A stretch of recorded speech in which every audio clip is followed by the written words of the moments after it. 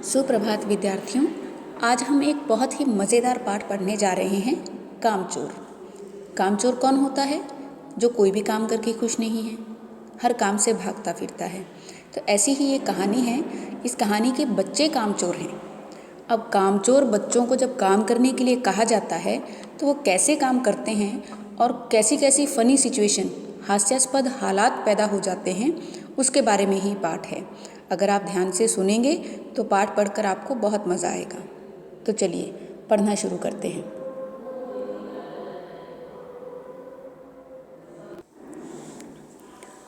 कामचोर। बड़ी देर के वाद विवाद के बाद ये तय हुआ कि सचमुच नौकरों को निकाल दिया जाए।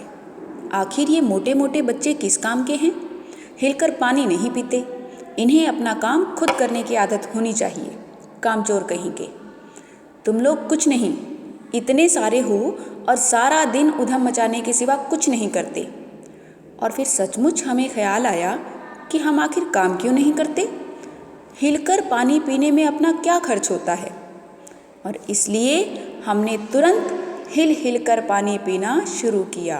तो कहानी के शुरू में है कि जो घर के बड़े सदस्य हैं वो बच्चों को डांट रहे हैं कि तुम लोग इतने मोटे ताज़े हो गए हो लेकिन कोई काम नहीं करते, हिलकर पानी भी नहीं पीते हो, यानी कोई काम नहीं करते। लेकिन बच्चों ने उसका कुछ और अर्थ निकाला कि हिलकर पानी पीने का मतलब कि पानी पीते हुए हिलना है, और इस तरह से उन्होंने हिल हिल कर पानी पीना शुरू कर दिया। अब हिलने में धक्के भी लग जाते हैं, और किसी के दबैल तो थे नहीं कि कोई धक्का दे और हम सहन कर लें। लीजिए, मटकों के पास ही घमासान युद्ध शुरू हो गया। सुराहियाँ इधर लुढ़की, मटके इधर गए, कपड़े भीगे सो अलग। ये भला काम करेंगे, अम्मा ने निश्चय किया। करेंगे कैसे नहीं, इनके तो बाप भी करेंगे। देखो जी, जो काम नहीं करेगा उसे रात का खाना हरगिज़ नहीं मिलेगा, समझे? ये लीजिए, बिल्कुल शाही फरमान जारी हो रहे हैं। जब बच्चों ने हिलकर पानी पीना शुरू किया तो उनके हिलने के चक्कर में उनकी लड़ाई हो गई, मटके फूट गए, पानी बिखर गया इधर उधर। तो माँ ने कहा कि ये कोई काम करने लायक हैं। लेकिन उनके पिताजी जो है उनको रौब से कहते हैं कि जो काम नहीं करेगा उसे रात का खाना बिल्कुल नहीं मिलेगा। तो ये बच्चों के लिए बिल्कुल एक कानूनी जो है आदेश जारी हो गया कि अब खाना खाना है तो काम तो करना पड़ेगा। पिताजी ने उन्हें थोड़ा और लालच दिया। हम काम करने को तैयार हैं, काम बताए जाए। बच्चों ने कहा, बहुत से काम हैं जो तुम कर सकते हो। मिसाल के लिए, ये दरी कितनी मैली हो रही है, आंगन में कितना कूड़ा पड़ा है, पेड़ों में पानी देना है, और भाई मुफ्त में तो ये काम करवाए नहीं जाएंगे, तुम सबको तनख्वाह भी मिलेगी।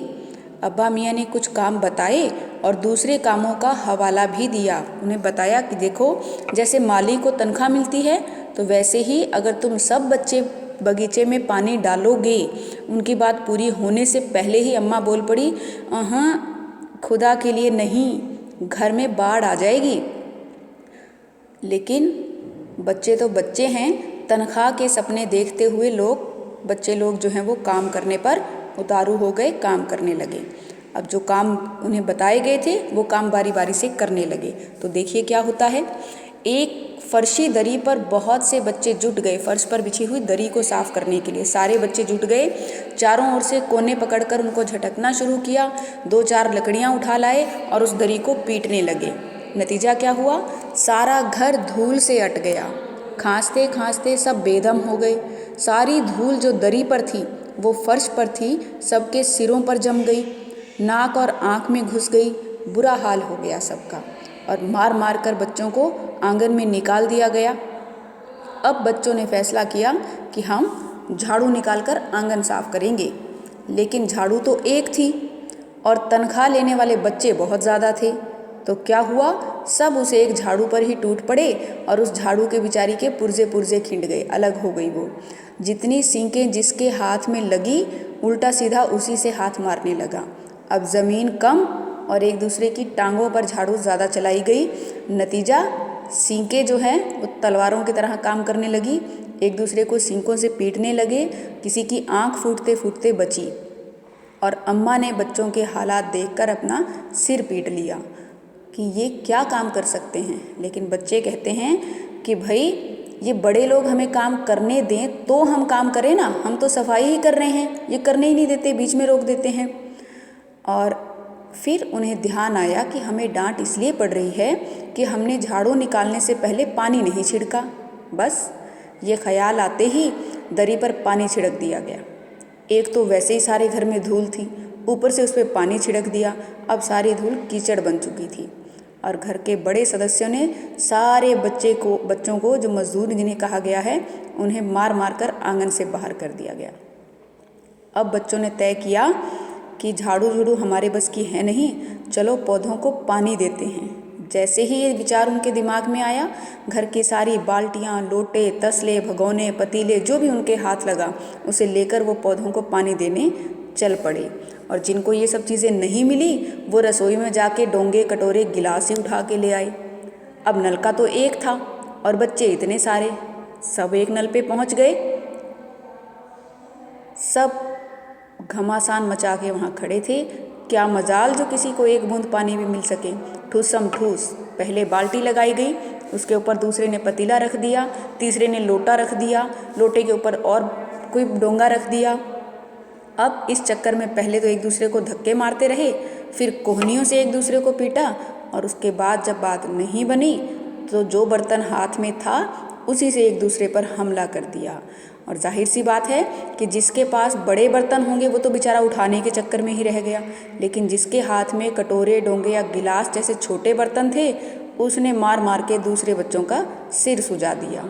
और हालात ये हुए कि घर में जितने भी बड़े भाई बहन, मामा, मौसी, फूफा, बुआ जो थे वो सब लोग जो है उन बच्चों के इस लड़ाई को छुड़ाने के लिए भागे और नीम की छड़ी से उन सब की पिटाई कर दी। और बच्चे जो हैं सारे बर्तन वहीं पर फेंक कर भाग गए। अब इस धींगा मुश्ती में, इस लड़ाई में, भागम भाग में कुछ बच्चे कीचड़ में लथपथ हो गए। अब उन्हें नहलाने के लिए, कपड़े बदलवाने के लिए जो घर में नौकर थे वो कम पड़ गए और पास के बंगलों से नौकर बुलाए गए और सबको जो है 4 आना प्रति बच्चा के हिसाब से एक्स्ट्रा पैसे देने पड़े, तब जाके बच्चों को नहला धुला कर तैयार किया गया। और अब बच्चों को समझ में आया कि वाकई ये साफ़ सफाई हमारे बस की नहीं है और ना ही हम पेड़ों की देखभाल कर सकते हैं, लेकिन कुछ तो काम करेंगे ना ताकि हमें तनख्वाह मिले। तो उन्होंने दिमाग लड़ाया कि जो मुर्गियाँ इधर उधर घूम रही हैं हम इनको ही उनके बाड़े में बंद कर देते हैं। अब कैसे करनी है वो तो पता नहीं था। उठाए डंडे, छड़ी, बाँस जो हाथ लगा और मुर्गियों के पीछे भाग लिए। चल दड़बे दड़बे। अब मुर्गियाँ कौन सी आवाज़ समझती है, मुर्गियाँ जो है उनकी आवाज़ सुनकर इधर उधर भागने लगी और बच्चों को लगा कि मुर्गियों के भी किसी ने कान भर रखे हैं कि बच्चों की बात नहीं सुननी, इसीलिए तो वो इधर उधर भाग रही है। लेकिन उनके भागने में क्या क्या हुआ देखो। 2 मुर्गियाँ खीर के प्यालों पर, जिन पर जो है अभी खीर उसमें डाल के रखी हुई थी, चांदी का वर्क लगा रहे थे, उन प्यालों के ऊपर से फड़फड़ाती हुई निकल गई। और नतीजा क्या हुआ कि सारे खीर के प्याले खाली थे और जो खीर थी वो ताज़ा धुले हुए दुपट्टे और जो वहाँ दीदी बैठी थी उनके सिर पर पड़ी थी। एक बड़ा सा मुर्गा आया और अम्मा के खुले हुए पानदान में कूद गया और उसके पंजे जो हैं वो पान के उस मसाले से लाल हो गए और जो सफ़ेद चादर वहाँ धोकर सुखा रखी थी उसके ऊपर से वो निकल गया। एक मुर्गी जो है वो दाल की पतीली में गिर गई। अब दाल की पतीले में गिरी तो बेचारी को गर्म लगा होगा और फिर वहाँ से निकल कर भागी तो जहाँ मोरी, बर्तन जहाँ साफ़ करते हैं वहाँ जाकर इतनी ज़ोर से फिसली कि जो वहाँ पर बैठकर अम्मा मौसी मुँह धो रही थी वो सारा कीचड़ उसके मुँह पर गिरा। सारी मुर्गियाँ जो थी वो बेनकेल का ऊँट बनी चारों तरफ दौड़ रही थी। कोई भी दड़बे में जाने को राज़ी नहीं थी, बेनकेल का ऊँट जो किसी के काबू में ना आए। और उधर किसी बच्चे का दिमाग ऐसा काम किया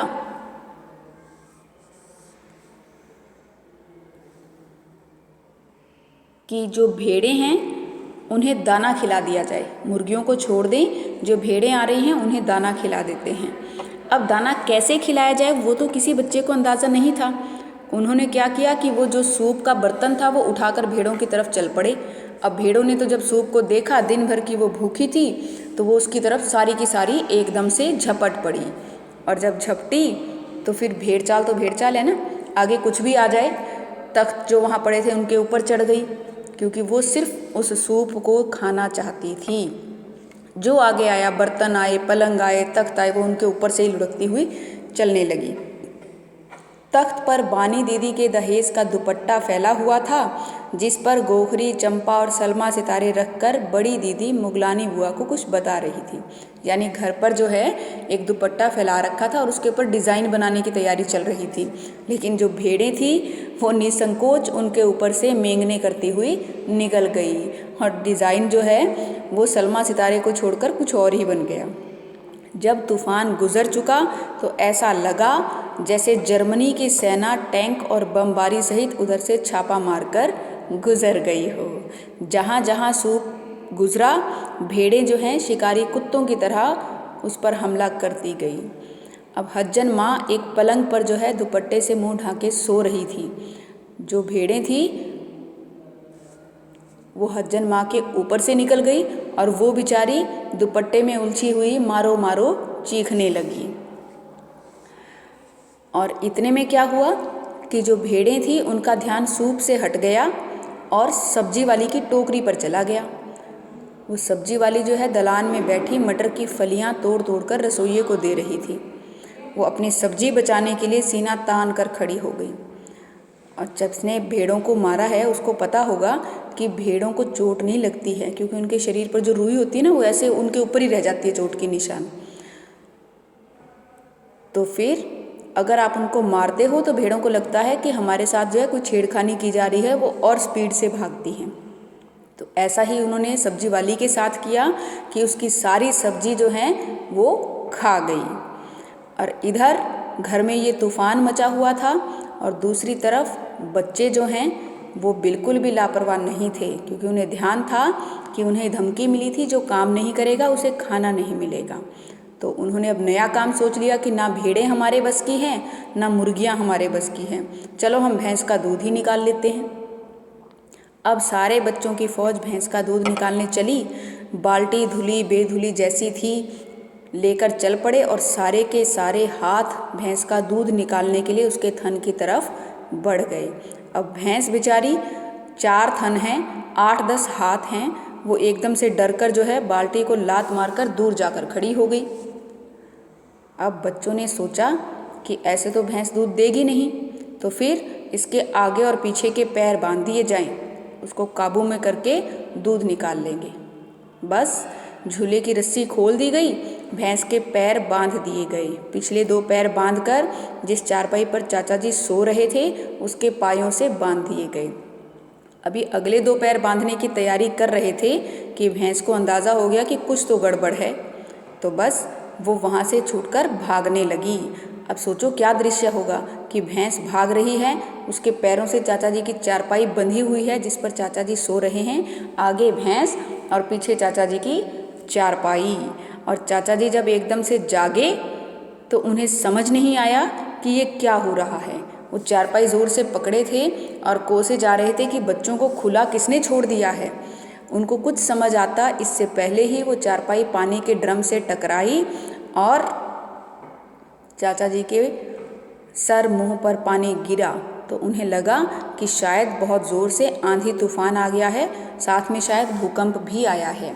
लेकिन जल्दी ही उनको पता चल गया कि बच्चों ने ही क्या गुल खिला रखे हैं और वो घर के बड़े बुजुर्गों पर चिल्लाने लगे कि बच्चों को ऐसे खुला किसने छोड़ दिया।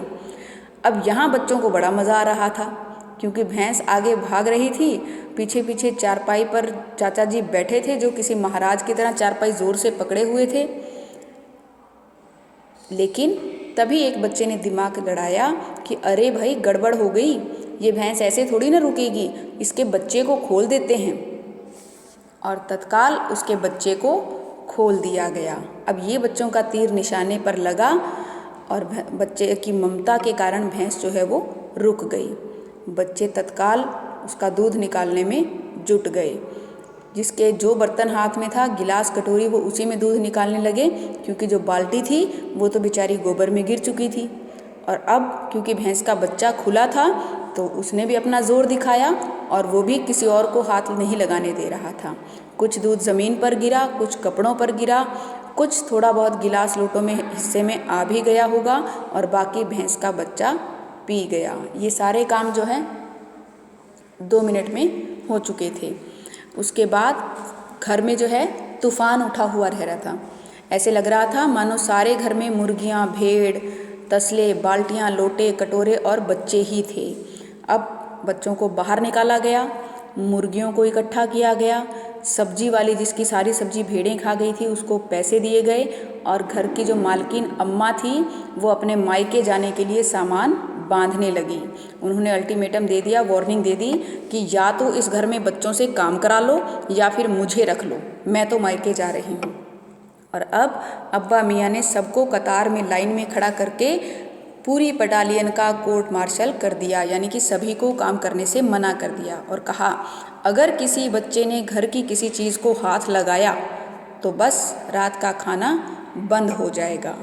और बच्चे कहते हैं ये लीजिए, इन बड़े बुजुर्गों को किसी वजह से किसी करवट शांति नहीं मिलती, लेकिन बच्चों ने भी सोच लिया था कि कुछ मर्जी हो जाए अब हम कोई काम नहीं करेंगे, हिलकर पानी भी नहीं पिएंगे। आशा है आपको ये कहानी बहुत मज़ेदार लगी होगी। अब आप इस कहानी में से एक पृष्ठ सुलेख का लिखें और जो कठिन शब्द आपको लगते हैं र वाले, अनुस्वार या अनुनासिक वाले, उन्हें अपनी फेयर कॉपी में लिखें। धन्यवाद।